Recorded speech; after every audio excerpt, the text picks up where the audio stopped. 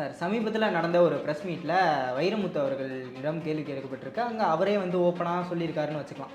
இந்த தமிழ் சினிமாவை பார்த்து எனக்கு வந்து வருத்தமாக இருக்குது. இப்போலாம் வந்து தமிழில் தலைப்புகள் வந்து வைக்க மாட்றாங்க. தமிழில் வார்த்தைகளே இல்லையா அப்படிங்கிற மாதிரி பேசியிருக்காங்க. என்ன சௌரியத்துக்காக அப்படி வைக்கிறாங்கன்னு நமக்கு தெரியல. ஏன்னா இப்போ தமிழ் படங்களுக்கு தமிழில் தானே பேர் வைக்கணும். தி பாஸுங்கிறது இங்கிலீஷ் தானே, சிவாஜிங்கிறது பெயர் சொல். ஓகே, அதுக்கு எப்படி கொடுக்க முடியும் அப்படின்ட்டாங்க. அதுக்கப்புறம் பெரிய எதிர்ப்பெல்லாம் வந்துச்சு. எப்படி நீங்கள் சிவாஜி தி பாஸுக்கு கொடுக்காம போனீங்க, ரஜினி படம், சங்கர் படம்.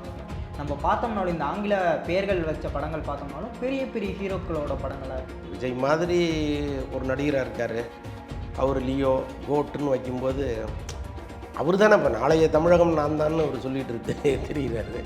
இப்போ நாளைக்கு நான் தான் இந்த நாட்டை ஆள போகிறேங்கிற அளவுக்கு அவருக்கு ஒரு கனவு இருக்குது. அப்போ கனவு காண்கிற தலைவனே இப்படி இருந்தால் மற்றவர்கள் எப்படி இருப்பாங்க சொல்லுங்கள். ஏன்னா இளையராஜாவை விட்டு அவர் விட்டாலும் கான்ட்ரவர்சிஸ் வந்து அவரை விடுற மாதிரி தெரியல. அவர் தொடர்ந்து வந்ததுலேருந்து இப்போ சமீபத்தில் மஞ்சுமல் பாய்ஸில் வந்து இருக்குது. இதுவரை இவர் தான் நோட்டீஸ் அனுப்பி பார்த்துருக்கோம். மஞ்சுமல் பாய்ஸ்லேருந்து அந்த பக்கம் இருந்தும் நோட்டீஸ் வந்திருக்கு. இல்லை நாங்கள் கரெக்டாக தான் பண்ணியிருக்கோம் அப்படின்னு. என்னென்னா இப்போ பல படங்களில் இப்போ அண்டர் ப்ரொடக்ஷனில் இருக்கிற பல படங்களில் ஒவ்வொரு தயாரிப்பாளரும் இயக்குனரை கூப்பிட்டு நம்ம படத்தில் இளையராஜா பாட்டு எதுவும் பயன்படுத்திருக்கீங்களான்னு கேட்குற அளவுக்கு நிலைமை போயிடுச்சு. சேனல் 5 சினிமா நேயர்களுக்கு வணக்கம். இன்று நம்ம கூட நேர்காணலில் வலைப்பேச்சு அந்தணன் அவர்கள் இணைஞ்சிருக்காரு. வாங்க அவர் கூட பேசலாம். வணக்கம் சார். வணக்கம். நல்லா இருக்கீங்களா? நல்லா இருக்கேன் சார். சமீபத்தில் நடந்த ஒரு ப்ரெஸ் மீட்டில் வைரமுத்து அவர்களிடம் கேள்வி கேட்கப்பட்டிருக்கு. அங்கே அவரே வந்து ஓப்பனாக சொல்லியிருக்காருன்னு வச்சுக்கலாம். இந்த தமிழ் சினிமாவை பார்த்து எனக்கு வந்து வருத்தமாக இருக்குது. இப்போலாம் வந்து தமிழில் தலைப்புகள் வந்து வைக்க மாட்றாங்க. தமிழில் வார்த்தைகளே இல்லையா அப்படிங்கிற மாதிரி பேசியிருக்காங்க. அவரோட கருத்துக்கு நீங்கள் என்ன நினைக்கிறீங்க? நிச்சயமாக அது ஒரு நீண்டகால கோரிக்கையாக இருக்குது. ஏன்னா என்ன சௌரியத்துக்காக அப்படி வைக்கிறாங்கன்னு நமக்கு தெரியல. ஏன்னா இப்போ தமிழ் படங்களுக்கு தமிழில் தானே பேர் வைக்கணும். அதை விட்டுட்டு ஏன் ஆங்கிலத்தில் பேர் வைக்கிறாங்க அப்படிங்கிற ஒரு கவலை எல்லாருக்குமே இருக்குது. பட் இன்றைக்கி காலமும் சூழலும் வேறு வேறையாக போயிட்டுருக்கு. என்னென்னா நம்ம ஓடிடி பிளாட்ஃபார்ம்னு ஒன்று வந்துருச்சு. வேர்ல்டு வைடு நம்ம படத்தை கொண்டு போகிற சூழ்நிலைகள்லாம் இன்றைக்கி வந்துருச்சு. ஸோ அதனால் என்ன பண்ணுறாங்கன்னா, ஒரு பொதுவான தலைப்பை வச்சிட்டோம்னா அது எல்லா லாங்குவேஜுக்கும் போகும்போது ரொம்ப ஈஸியாக இருக்குமே அப்படின்னு நினச்சி தான் ஆங்கிலத்தில் வைக்கிறாங்க. கலைஞர் ஆட்சியில் இருக்கும்போது இப்படி ஒரு அவலம் தொடர்ந்து தமிழ் சினிமாவில் நடக்குது அப்படின்ட்டு என்ன பண்ணார், தமிழில் பெயர் வைத்தால் வரி விலக்கு தரப்படும் அப்படின்னாரு. எல்லாருமே தமிழில் பேர் வச்சுட்டாங்க. எம்டன் மகன் ஒரு படம் ஒன்று எடுத்துக்கிட்டாங்க. அப்போ அதை வந்து எம் மகன்னு மாற்றினாங்க. புரியுது அவங்களுக்கு? ஸோ அதுமாதிரி நிறைய படங்களுக்கு வந்து தமிழில் பேர் வச்சாங்க. சிவாஜி த பாஸுங்கிற படத்துக்கு அப்போ வந்து வரி விலக்கு கிடையாதுன்ட்டாங்க கவர்மெண்ட்டு. தி பாஸுங்கிறது இங்கிலீஷ் தானே, சிவாஜிங்கிறது பெயர் சொல். ஓகே, அதுக்கு எப்படி கொடுக்க முடியும் அப்படின்ட்டாங்க. அதுக்கப்புறம் பெரிய எதிர்ப்பெல்லாம் வந்துச்சு. எப்படி நீங்கள் சிவாஜி தி பாஸுக்கு கொடுக்காம போனீங்க, ரஜினி படம், சங்கர் படம், அப்படி இப்படிலாம் பயங்கரமாக வந்துச்சு. ஒரு சர்ச்சை வந்துச்சு. எதுக்காக சொல்ல வரேன்னா, ஒரு கவர்மெண்ட்டு இப்படியெல்லாம் சலுகைகள் கொடுத்தா தான் தமிழில் பேர் வைப்போன்னு இந்த இண்டஸ்ட்ரி இருக்குது. அதுக்கப்புறம் வந்து கலைஞர் ஆட்சி போச்சு, அவங்க அம்மா வந்தாங்க, அவங்க வந்து இந்த சட்டம் எல்லாமே காற்றுல பறந்துருச்சு. அதுக்கப்புறம் எல்லாருமே ஆங்கிலத்தில் பேர் வைக்க ஆரம்பிச்சிட்டாங்க. அப்போ ஏதோ ஒரு லாபம் வருது அப்படின்னா நம்ம தமிழில் வைப்போம், லாபம் இல்லைன்னா நாங்கள் வேறு எந்த லாங்குவேஜில் வேணாலும் வைப்போம் அப்படிங்கிற ஒரு மாதிரி மனநிலை வந்து இங்கே இருக்கிற படைப்பாளிகளுக்கு இருக்குது. அது ரொம்ப அசிங்கமாக இருக்குது. ஏன்னா இப்போ தயாரிப்பாளர்கள் வந்து அவங்க நிர்வாக வசதிக்காக ஆங்கிலத்தில் வைங்க, ஹிந்தியில் வைங்கன்னு எதையாவது சொல்லலாம். இப்போ அவங்களுக்கு வந்து முழுக்க முழுக்க வியாபார நோக்கம்தான். ஆனால் ஒரு படைப்பாளி அப்படி இருக்க முடியாதுல்ல. அவனுக்குன்னு ஒரு நோக்கம் இருக்கணும், அவனுக்குன்னு ஒரு தொலைநோக்கு பார்வை இருக்கணும், நம் தமிழுங்கிற ஒரு உணர்வு இருக்கணும். இது எதுவுமே இல்லாமல் என்ன வேணாலும் வச்சுக்கலாம் அப்படின்ட்டு வச்சுட்டு போகிறது இருக்குல்ல. நிஜமாகவே ஒரு பெரும் கவிஞராக அவர் வருந்திருக்கார்.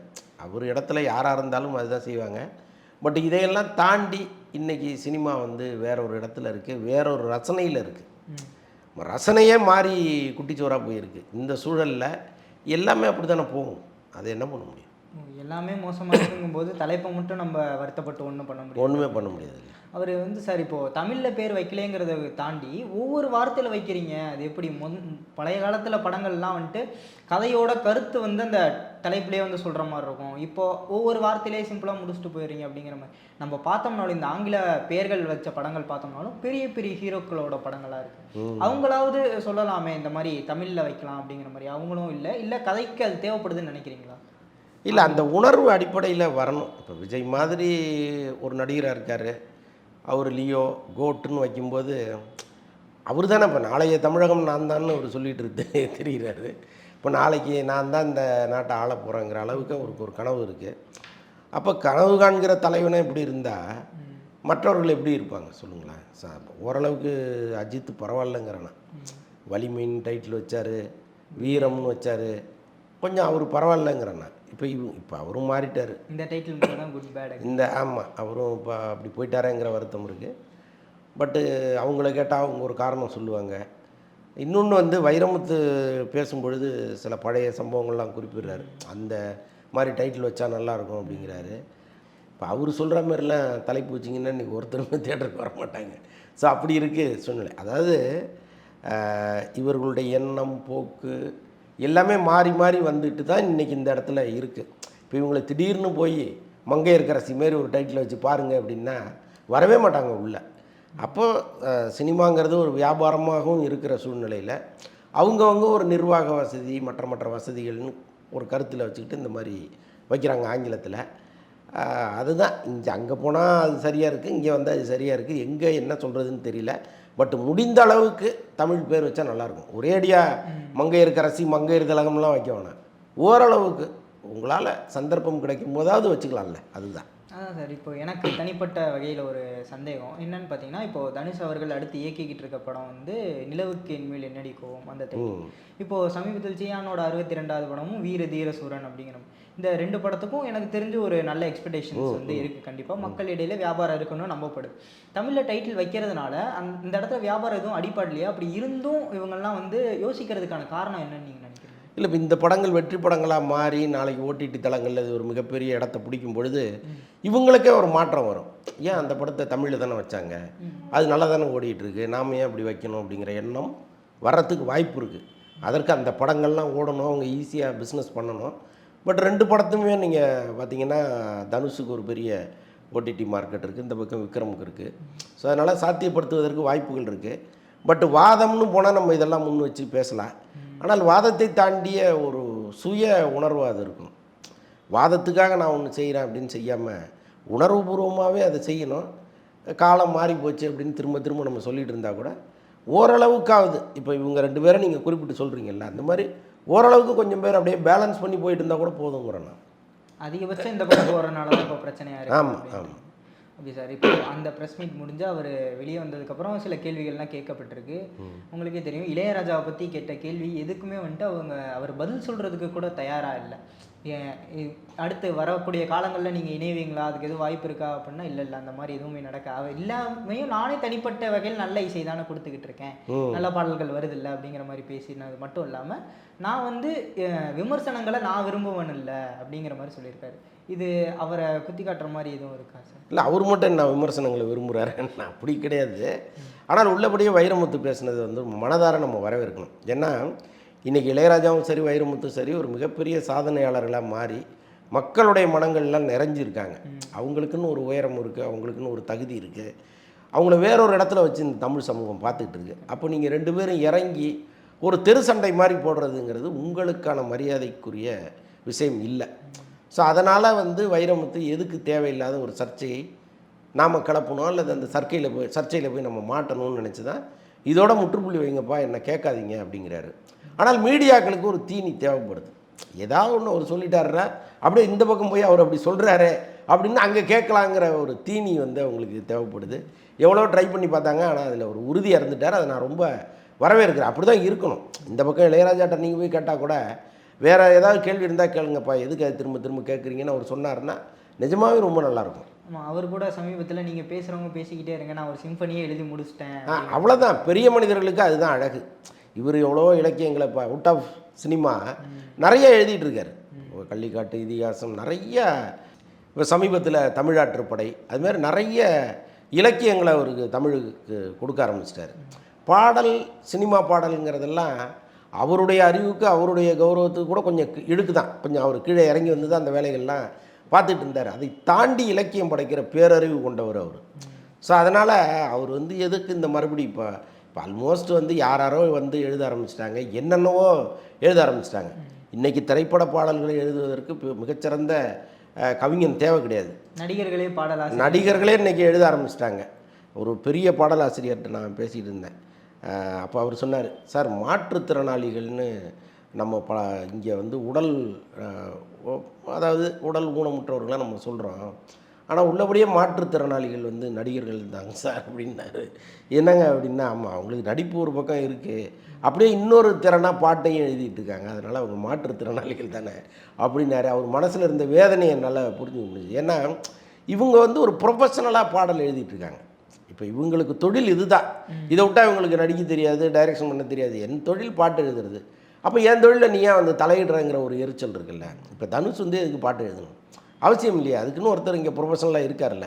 இப்போ அவர்கிட்ட கொடுக்கலாம்ல. தனுஷ் எழுதுறாரு, வெற்றிமாறன் எழுதுறாரு, லோகேஷ் கனகராஜ் எழுதுறாரு, யாரோ எழுதிட்டே இருக்காங்க. அவங்கவுங்க சௌரியப்படுறவங்க எழுதுறாங்க. அவங்க விட்டால் கூட இசையமைப்பாளர்கள் விட மாட்டேங்கிறாங்க, அவங்க வந்து எழுதிடுறாங்க.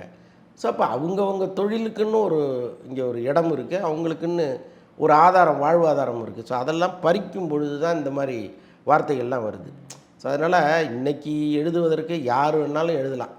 ஆனால் வைரமுத்து போன்றவர்கள் மாதிரி எழுதுவதற்கோ இலக்கியம் படைப்பதற்கோ இங்கே ஆட்கள் ரொம்ப ரொம்ப கம்மி. அப்போ இங்கே வந்து எதுக்கு இந்த கூட்டத்தோடு அவர் கடந்து மல்லாடணும்? அவர் பாட்டை பிரமாதமாக எழுதிட்டு போட்டுமே.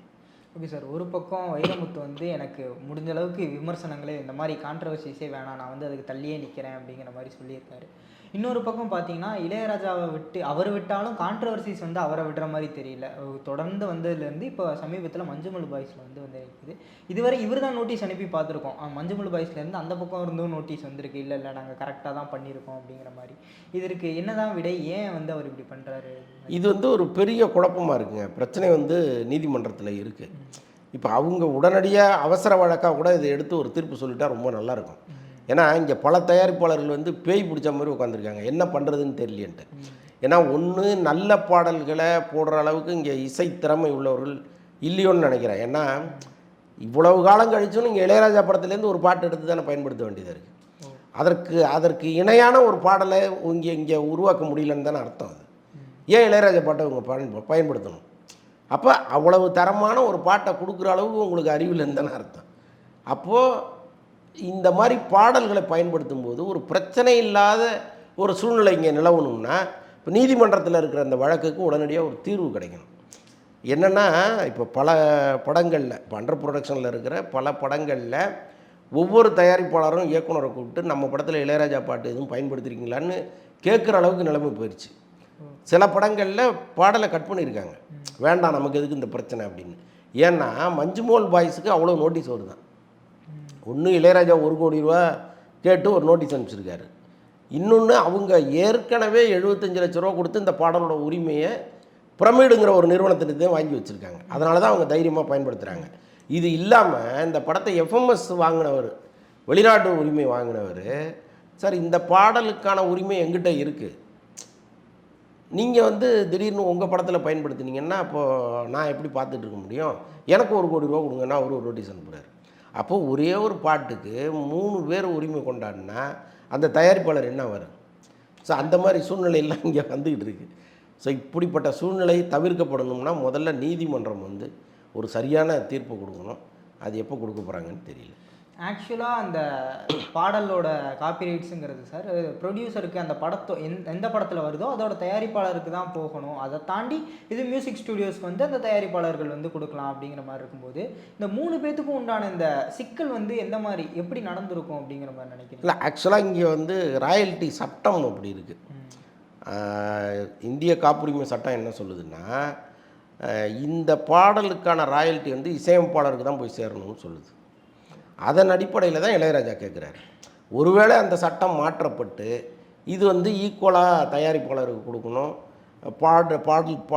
பாடுறவங்களுக்கு கொடுக்கணும், பாடலாசிரியர்களுக்கு கொடுக்கணும், இசையமைப்பாளருக்கு கொடுக்கணும்னு அப்படி தனித்தனியாக பிரித்து அவங்க ஒரு சட்டம் வரையறுத்துருந்தாங்கன்னு வைங்களேன், இவ்வளோ பெரிய குழப்பம் இல்லை. அந்த சட்டம் சொல்கிறதே இது இசையமைப்பாளருக்கு தான் அப்படின்னு சொல்லுது. ஸோ அதன் அடிப்படையில் தான் இவர் கேட்குறாரு. ஆனால் தயாரிப்பாளர் சங்கம் என்ன பண்ணணும்னா இந்த சட்ட திருத்தத்துக்கான வேலையில் இறங்கணும். முதல்ல இவங்க வந்து நீதிமன்றத்தில் ஒரு வழக்கை போட்டு, சார் இந்த சட்டமே வந்து ஒருதலை பட்சமானது, எங்களுக்கு சாதகமாக அந்த சட்டத்தை மாற்றி கொடுங்கன்னு உங்கள் கோர்ட்டுக்கு போகணும். ஆனால் இப்போ தான் பேச ஆரம்பிச்சிருக்காங்களாம். இப்போ தான் தயாரிப்பாளர் சங்கத்தில் நம்ம அமைதியாக இருக்கக்கூடாது, நம்ம வந்து கோர்ட்டுக்கு போகணுங்கிற மாதிரி பேசிகிட்டு இருக்காங்களாம். ஒருவேளை இவங்க போய் ஒரு வழக்கு போட்டாங்கன்னா எல்லாமே மாறுறதுக்கான வாய்ப்புகள் இருக்குது. கண்டிப்பாக சார், தொடர்ந்து பேசுவோம். பல தகவல்களை தெளிவாக சொன்னமைக்கு மிக்க நன்றி. நன்றி.